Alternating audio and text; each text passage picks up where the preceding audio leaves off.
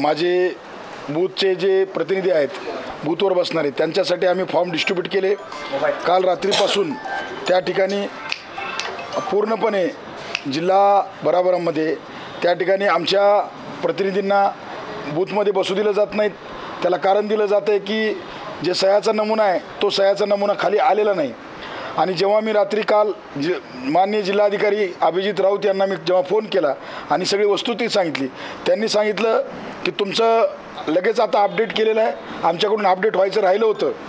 मग रात्री अपडेट करण्याच्या संदर्भात त्यांनी मला सांगितलं की रात्री आम्ही सगळं अपडेट केलेलं आहे, तुम्ही काळजी करू नका। मी काल रात्री त्यांना बोललो की म्हणलं साहेब काही प्रॉब्लेम असेल तर सांगा, मी अजून डबल सह्या करून पाठवतो, कारण माझ्याकडे रात्रीचा वेळ आहे। त्यांनी सांगितलं काही चिंता करू नका, मी सगळं सकाळपर्यंत सुरळीत करेन। सकाळी जेव्हा गावागावातून माझ्या एजंटला त्या ठिकाणी प्रतिनिधीला बसू दिलं जात नव्हतं, मी परत जिल्हाधिकाऱ्यांना बोललो। जिल्हाधिकाऱ्यांनी सांगितलं मी आता व्हिडिओ कॉन्फरन्सिंगवर सगळ्या SDMना बोललेलं आहे, कुठेही अडचण येणार नाही। पण सातत्यानं मी जिल्हाधिकाऱ्यांना संपर्क करतो आहे।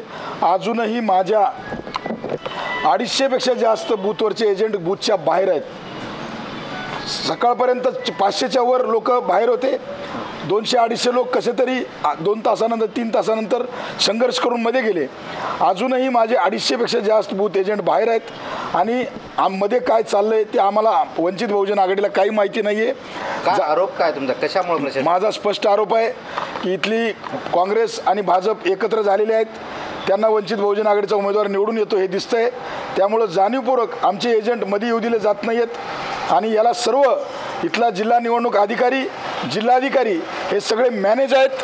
हे पूर्णपणे या यंत्रणेचं भाजपचं काम जिल्हाधिकारी, जिल्हा निवडणूक अधिकारी काम करत आहेत आणि जाणीवपूर्वक आमच्या एजंटला मध्ये येऊ दिलं जात नाही। अनेक गावामध्ये जी मशीन आहे ती खिडकीला लावून ठेवलेली आहे आणि खिडकीच्या बाहेर भाजपचे कार्यकर्ते उभे आहेत आणि ते गावातल्या लोकांना धमकवत आहेत की मी इथून बघतोय तू कोणाला बटन दाबतोयस। आणि म्हणून अशा पद्धतीनं अनेक गावामधल्या OBC असतील, मायनॉरिटी असतील, गरीब लोक असतील, यांना धमकवण्याचं काम चालू आहे। पूर्ण इथल्या प्रस्थापित व्यवस्था या ठिकाणी काम करते। जिल्हा कलेक्टर ऑफिसला मी जिल्हाधिकाऱ्यांना सातत्यानं फोन करतो, सकाळपासून माझे 50 फोन झालेत, त्यांना मी एक बूथवरचा अपडेट दिला आहे, पण तरी देखील त्यांच्याकडून कुठलीही कारवाई होत नाही। पुढील भूमिका काय असणार या ठिकाणी मी आता जिल्हा निवडणूक अधिकारी म्हणजे जिल्हाधिकारी यांची तक्रार मी मुख्य निवडणूक आयुक्तांना देत आहे। मी या ठिकाणी त्यांचा निषेध करतोय की या ठिकाणी लोकशाहीची हत्या या ठिकाणी केलेली गेलेली आहे। पूर्ण लोकशाहीची हत्या या ठिकाणी जिल्हाधिकाऱ्यांनी केलेली आहे आणि माझा या ठिकाणी मी धरणे आंदोलन देतोय की माझे 250 बूथचे एजंट बाहेर बसलेले आहेत आणि जाणीवपूर्वक सगळं जिल्हा प्रशासन भाजपचं आणि काँग्रेसचं काम करत आहे। वंचित बहुजन आघाडीला त्या ठिकाणी त्रास देण्याचं काम जिल्हा प्रशासन करत आहे। साधारण 8 दिवसांपूर्वी बहुतांश उमेदवारांनी त्यांची यादी दिली होती।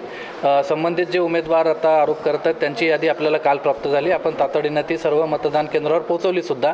उमेदवार स्वतः हे मान्य करतायत की एक तुरळक 5% बूथ सोडून सगळ्या ठिकाणी त्यांच्या प्रतिनिधीला अलाउ केलेलं आहे। 5% ठिकाणी नवीन यादी आल्यावरती जुनी यादी घेऊन इतर पक्षांच्या प्रतिनिधींनी त्याला चॅलेंज केलं होतं। त्यांची समजूत काढून त्यांनासुद्धा आपण या संबंधित उमेदवाराच्या प्रतिनिधींनासुद्धा बसवलेलं आहे। त्याचे काही स्क्रीनशॉट्स माझ्याकडे आहेत। उमेदवारांच्या जे एजंट आहेत त्यांच्याशी झालेलं सुद्धा संभाषणाचे स्क्रीनशॉट्स आहेत, ते मी आपल्याला देऊ शकतो। मला वाटतं की प्रशासन यामध्ये पूर्ण पारदर्शकपणे काम करत आहे। फक्त निवडणुका नाही तर निवडणुकांविरहितही जिल्हा प्रशासन आणि जिल्हाधिकारी कार्यालय नेहमी पारदर्शकपणे आणि समन्वय पद्धतीनं काम करतं। आपण सगळ्याचे साक्षीदार आहेत। त्यामुळे भावनिक होऊन किंवा गैरसमजातून जर कोणी आरोप करत असेल तर मला वाटतं की ते चुकीचं आहे। त्यांनी सत्यस्थिती बघावी आणि अजून काही त्यांना जर शंका असतील तर आम्ही त्या स्पष्ट करून देतो। 250 प्रतिनिधी अजूनही बाहेर नाही, 250 नाही, मी तुम्हाला काही स्क्रीनशॉट आता मीडियासमोर दाखवणं योग्य नाही। एक 150 ठिकाणी इतर पक्षाच्या उमेदवार प्रतिनिधी असतात त्यांनी ऑब्जेक्शन घेतलं होतं, कारण ही रिवाइज लिस्ट होती आणि ओरिजिनल 8 दिवसांपूर्वीच्या लिस्टमध्ये यांचे प्रतिनिधी प्रतिनिधी नव्हते, तर ते ऑब्जेक्शनला आपण त्यांना योग्य पद्धतीने कन्व्हिन्स करून सगळ्या पक्षांच्या प्रतिनिधींना अलाउ केलेलं आहे.